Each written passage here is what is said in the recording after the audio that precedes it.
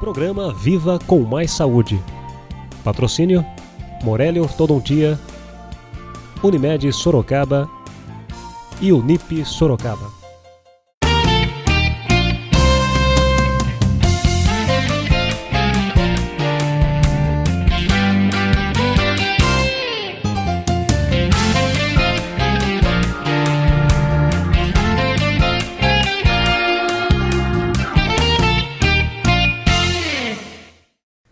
De volta ao programa Viva com Mais Saúde, realizado pela TV Com e ao programa idealizado pela Fundação Baldino do Amaral.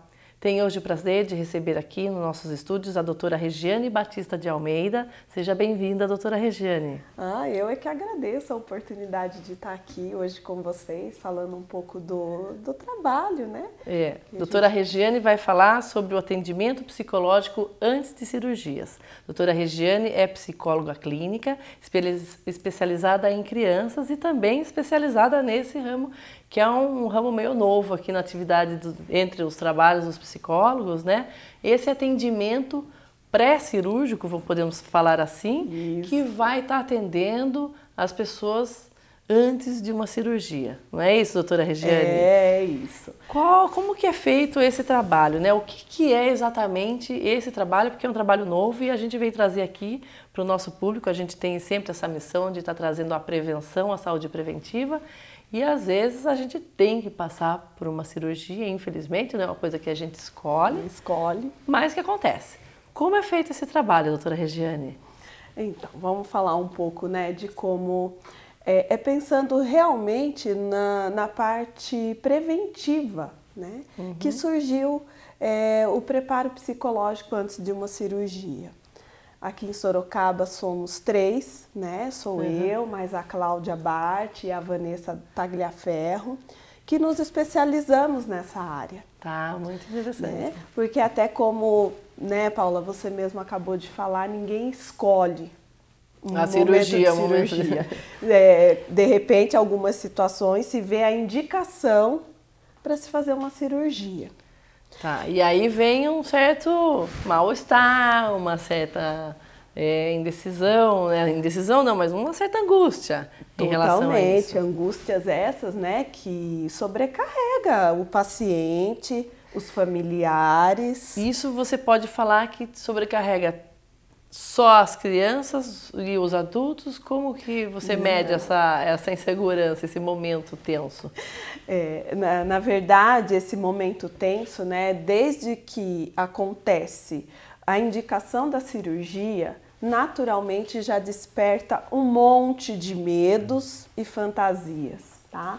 Fantasias eu vou chamar um pouco os medos inconscientes, né? Pela situação de não saber o que vai acontecer. O que vai acontecer, como vai ser realizada, qual vai ser o resultado desta cirurgia.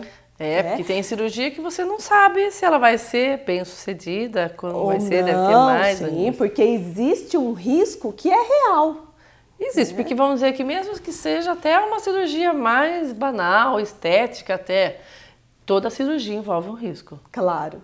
Esse risco, ele é natural, ele existe, até por conta disso que tem todo um preparo. Do ponto de vista médico, existe um preparo antes da cirurgia. São os exames pré-operatórios. Os exames laboratoriais, né? As consultas com o anestesista, porque o tipo de anestesia... E nada mais completo, né? Do que também cuidar da parte emocional. Porque o emocional fica realmente muito mexido e conturbado, independente se é um adulto ou é uma criança. Na criança é ainda mais complexo porque envolve os pais. E a criança tem, vamos dizer, menos compreensão daquilo que está ocorrendo. Com certeza. Quais são os medos mais frequentes que a senhora detecta no seu consultório? A senhora e suas colegas de trabalho detectam no momento do atendimento? A queixa mais comum, né, quando a gente vai fazer o preparo psicológico, é o medo da anestesia. Né? E aí tem um medo que é real, né? Que existe mesmo, né? Só que a fantasia, e repito, né, que a fantasia são os medos inconscientes. Tá. E esse é o que a gente cuida. Né? Porque a pessoa sozinha, ela pode até perceber, nossa, será que eu estou exagerando no meu medo ou não? Todo mundo tem essa capacidade de se autoavaliar. Mas os medos, por serem inconscientes, eles ficam inacessíveis muitas vezes. Aí ele não consegue, vamos dizer, trabalhar. Ele não consegue lidar com esse medo. O medo, às vezes, é tão grande que acaba paralisando diante das situações, acaba trazendo traumas futuros. Então, o nosso trabalho é acessar esse medo, essa fantasia, né? Do que quer dizer o medo da anestesia. A anestesia, ela é utilizada para que seja feito o que é necessário. Graças a Deus momento. Que ela existe, né? Exatamente. Ela tem os benefícios dela. Com certeza. Mas a pessoa que é submetida a uma anestesia, ela fica passiva. Ela fica à mercê do cuidado do outro. É verdade. Então, nesses momentos é extremamente importante, né, a confiança no médico que vai fazer a cirurgia. Isso é algo que é estruturante, emocionalmente é muito importante para o paciente, de que ele tenha um vínculo com o médico, de que ele tenha confiança, porque o momento da anestesia é quando ele vai estar nas mãos dos outros. Porque uma coisa que a senhora está falando, doutora Regiane, geralmente a gente conhece o cirurgião. O médico, você vai lá, ou escolhe, ou tem uma conversa antes, Sim. tem uma consulta antes, mas o anestesista a gente nunca sabe. Nunca sabe. E a equipe de enfermagem também não. Também os instrumentadores. Exatamente. A equipe, de uma forma geral, é muito anônima estranha. pra gente. É estranha, nunca teve um contato. Então, você vai estar ali à mercê de um cuidado de um estranho. Exatamente. Né? Acho que isso e ainda, isso a gente falando de um adulto, tá? Imagina. Que entende toda essa trajetória, esse processo. Quando se trata de criança, aí complica um pouco mais, porque para a criança é muito mais estranho aquele mundo de hospital, a roupa, gorro, máscara, equipamentos. Essa é uma coisa que pode ser trabalhada nesse seu trabalho, vocês lidam? Porque realmente o ambiente é inóspito, assim, é uma coisa fora da realidade da criança, principalmente. Principalmente. Né? Queria que a senhora falasse assim, como que trata isso para uma criança, se, vamos dizer, não ficar tão angustiada, tão apavorada no momento que ela vai para o hospital? Claro. Então, o preparo, ele tem justamente esse intuito. No adulto de propiciar um espaço, tá? Para que ele possa falar dos seus medos, das suas angústias. A gente capta isto, né? Porque esse é o nosso trabalho e acaba tendo uma troca compreensiva. Porque aí quando adulto você pode fazer como se fosse algumas sessões, então, que a senhora faz? Isso, na verdade, o método de trabalho, né? Ele é um tratamento breve. Tá? As nossas sessões são em torno de 2 sessões a 3 antes da cirurgia. Quer dizer que não vai precisar fazer um ano de terapia para não faz um ano de terapia, não. É um trabalho relativamente breve, né? E depois da cirurgia passada, a gente costuma, né, ofertar mais um retorno para ver como é que ficou, como é que está com isso. Isso é ótimo, né? Isso é muito, é um trabalho dinâmico, né? É rápido e que tem uma eficácia muito boa, porque justamente tem esse intuito de ofertar um espaço de escuta, de compreensão, para que isso se tranquilize. Como a senhora estava falando, como que é feito esse tratamento, então, com a criança em si, né? Com a criança, né? Quando existe uma indicação de cirurgia para a criança, quem está à frente disso são os pais. Na verdade, acho que às vezes os pais precisam de mais tratamento do que a criança. Isso é real, o preparo da criança, eu infelizmente já passei por momentos, né, como esse, de ter meus filhos operados, né, quando criança, e realmente é um momento de muita angústia para a gente que é mãe e pai, né? Claro. Então, a técnica de atendimento com a criança no primeiro momento, dar um espaço para os pais né? Para eles compartilharem o porquê da cirurgia, né? Como eles estão sentindo isto. Tá. Para que eles, vamos dizer, porque eles são o canal de ligação entre a senhora, que não é, vamos dizer, a terapeuta da criança, né?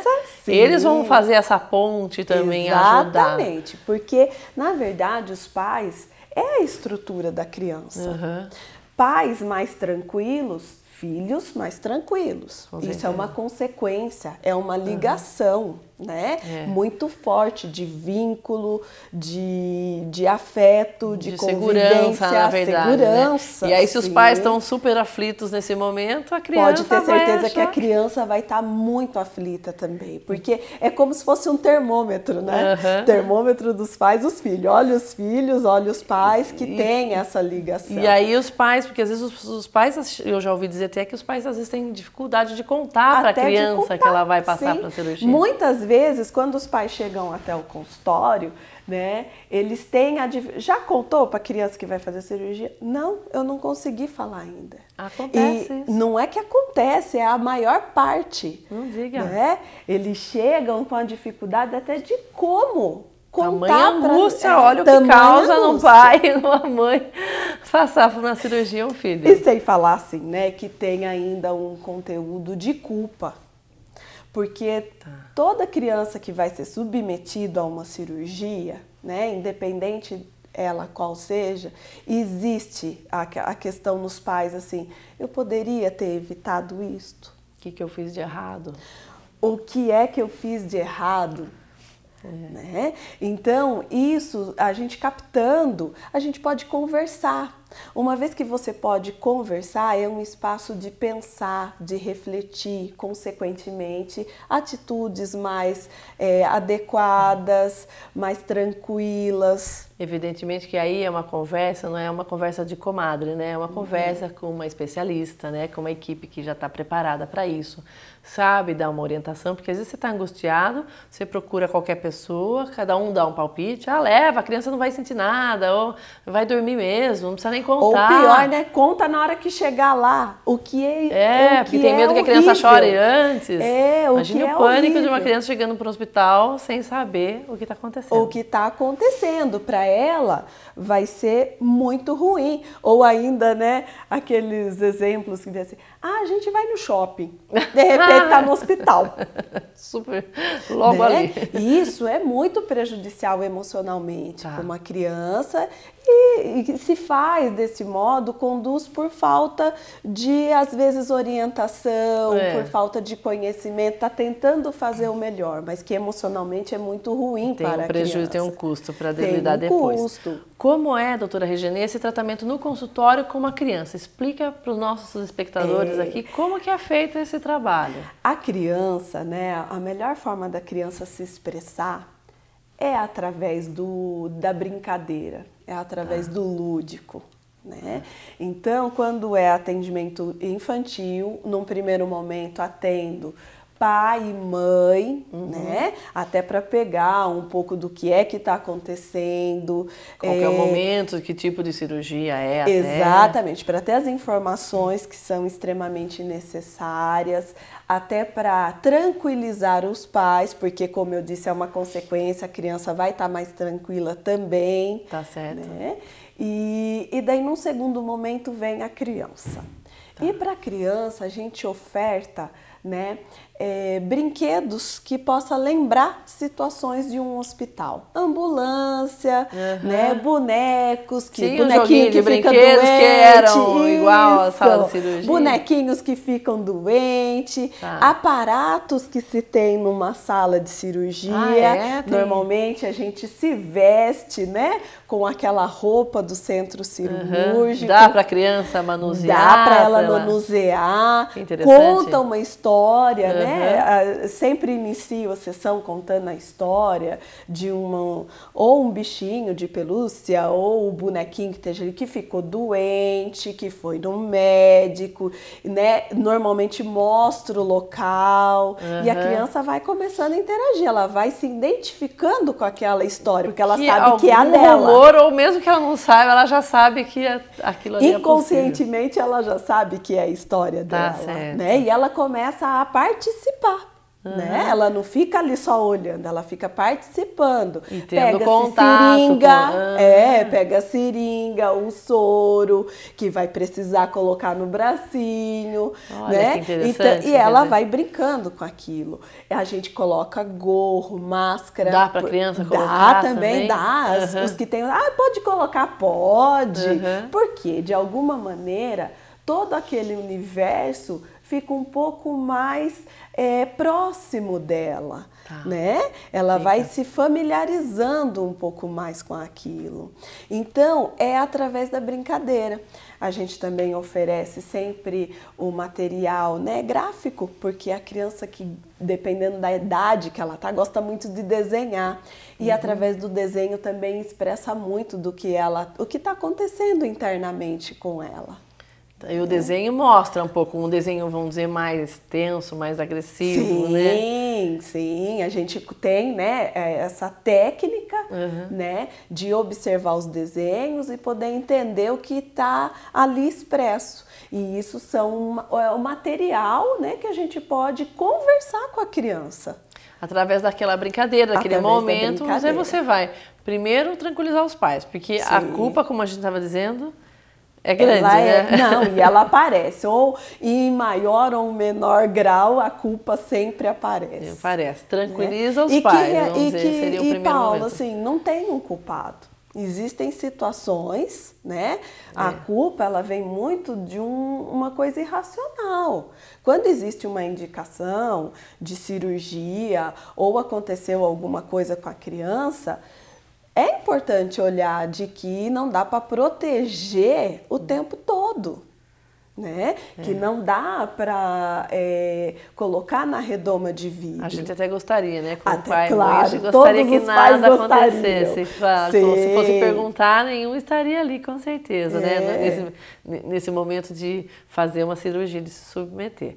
Importante a senhora dizer isso, porque realmente os pais é que vão procurar, sendo adulto, né? Os adultos, vamos dizer, sendo adulto que vai se submeter a uma cirurgia, ou sendo ele pai de uma criança, mãe de uma criança que também vai se submeter a uma cirurgia, são eles que vão procurar o trabalho de uma especialista, o atendimento, para que se a gente tem a oportunidade, né, de aliviar essa angústia, de diminuir essa aflição de uma criança. A gente que está querendo tanto proteger a criança, às vezes, como a senhora diz, o pai chega ali e não contou ainda, quer dizer, ele está tão abalado, né, a gente não está culpando ninguém, mas o pai está tão abalado, a mãe está tão abalada com aquela situação, que mal consegue lidar. Então, que mal consegue mais falar ainda, né, vem aí a necessidade de um apoio de um especialista, de uma profissional. Para fazer essa ponte aí. E o medo, né? O medo é inerente, é natural. Agora, eu costumo dar um exemplo muito simples, mas que é muito real. Medo de atravessar a rua, né? É um medo pertinente. Tem que ter medo mesmo de atravessar uma rua, porque você pode ser atropelado. Exato. Né? Por isso, até esse medo que se tem, ele é bom, porque você pode olhar, você confirmando que você pode atravessar, você atravessa e você vai para o seu destino. Ele te traz uma consciência, vamos dizer, o medo. Isso, traz uma consciência, exatamente. Agora, tem pessoas... E isso é muito o modo de funcionar de cada pessoa. Tem pessoas que, por medo de atravessar a rua, ela não sai de dentro de casa.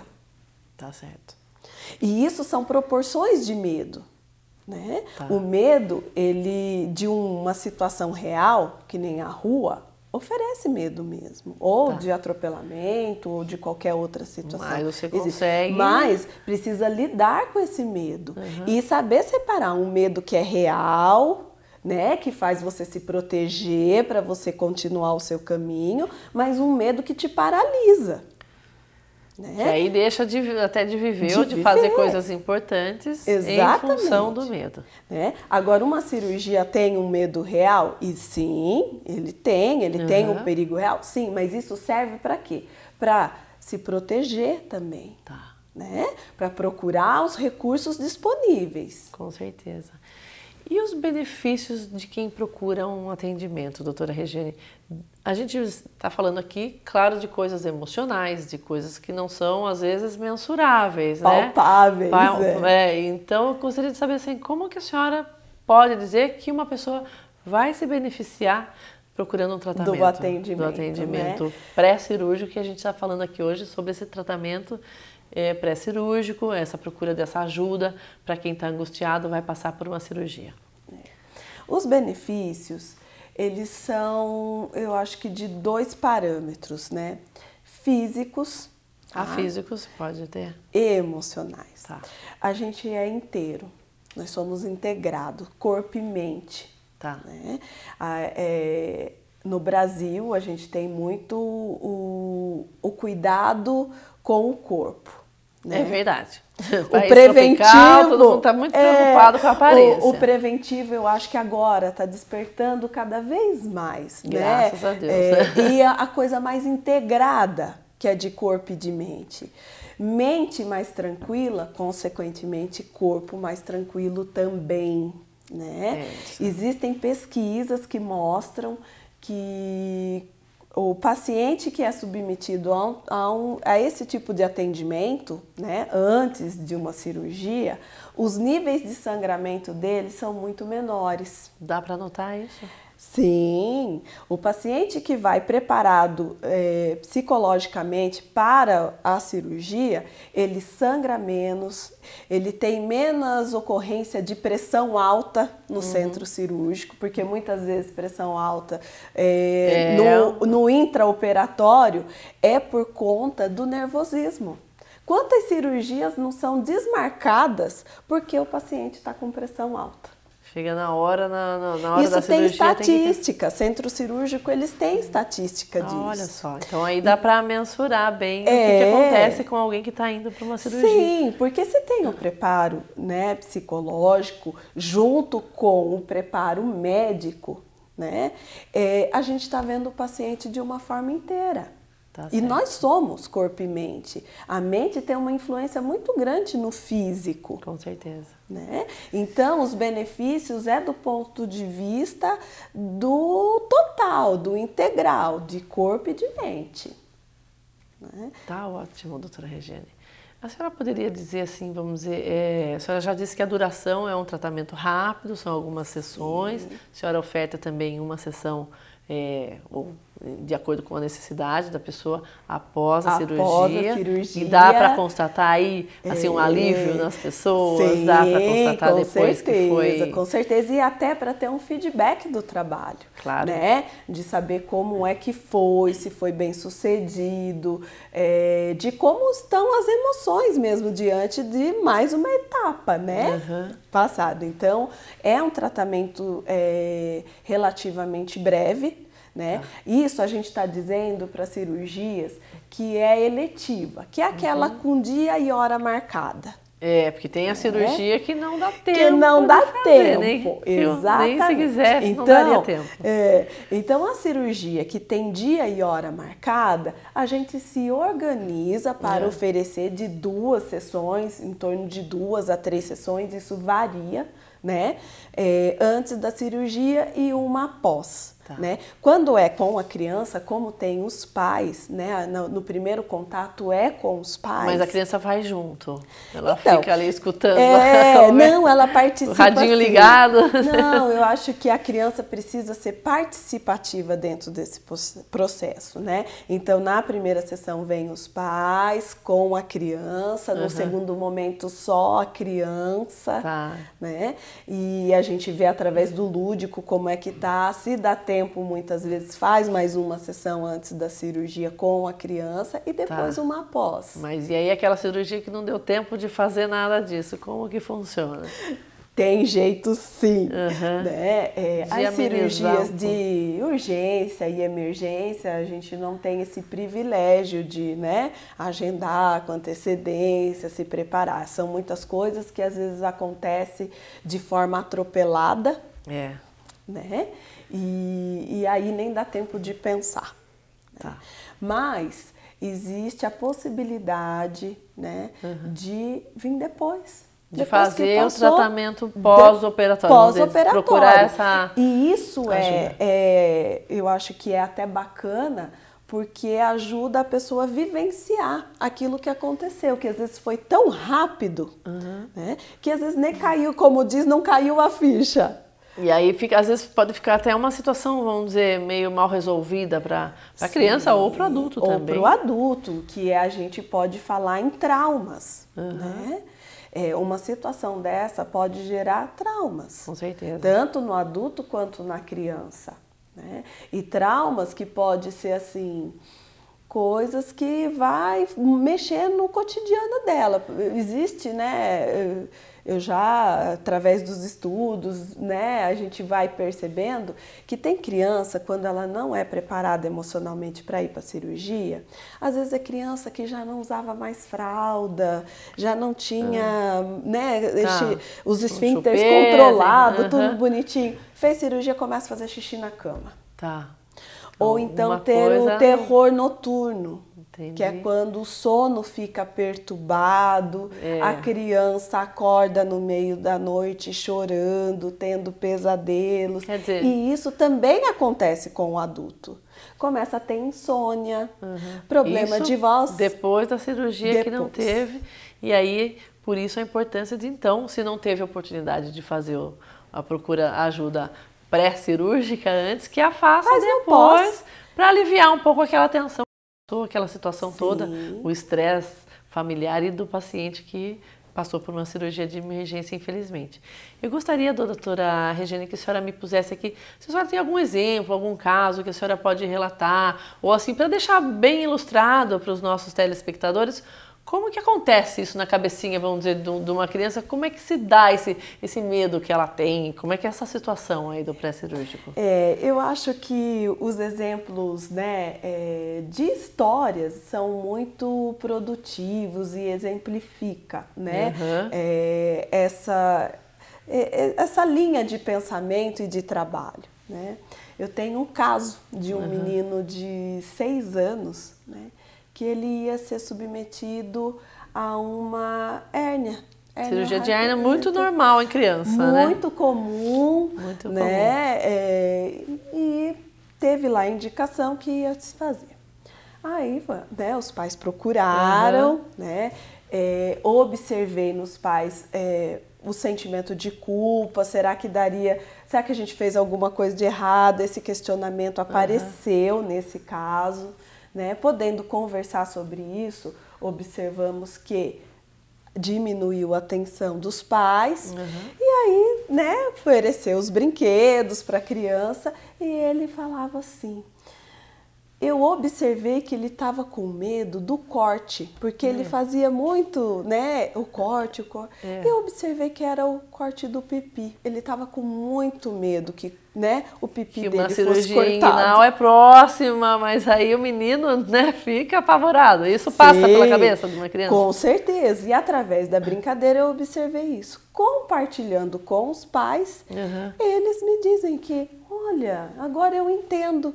Ele passou o dia que a gente contou da cirurgia para ele, o que ia ser feito, ele passou o dia inteiro com os super-heróis dele perguntando se eles tinham pipi. Porque eles estão geralmente com uma roupa, uma fantasia, não dá para ver exatamente. Mas aí... Exatamente, mas ele fala, mas ele tem pipi? Ele tem pipi por quê? O que era isso? Era o medo, tecnicamente falando, medo da castração. Mas ele estava dizendo que estava com medo de perder o pipi dele. Então, quando essa conversa pôde acontecer com os pais puderam entender o que o filho estava com medo. Antes de sair para a cirurgia, a mãe, né, perguntou, filho, tá tudo bem? Né? Vamos lá, tá tudo bem? Você tá tranquilo? Eu tô. Só tô com medo de que erre o lugar. Ainda assim. Mas aí a criança falando... Mas a mãe já estava mais instrumentalizada para conversar. Porque ela sabia desse medo, vamos dizer que a senhora com certeza explicou durante a cirurgia. Ela captou, qual era o medo dele. Ele falou, não, mas o lugar vai ser marcado direitinho, né?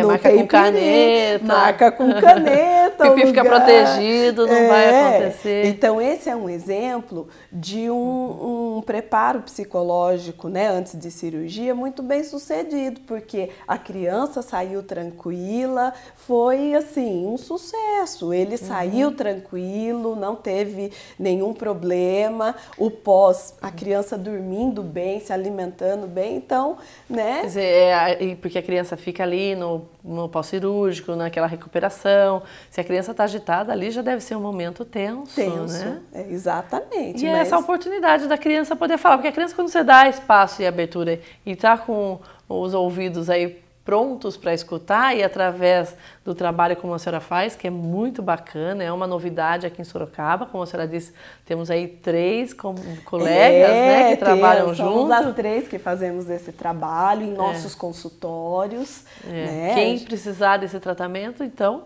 doutora Regiane, doutora Cláudia e a Vanessa também. E a Vanessa, isso. Muito bacana, porque aí a gente tem, né, essa tranquilidade, nada como ter a mente tranquila, né, doutora Regiane? Isso é uma qualidade de vida. Né? É uma oportunidade que a gente tem aqui em Sorocaba poder contar com esse trabalho.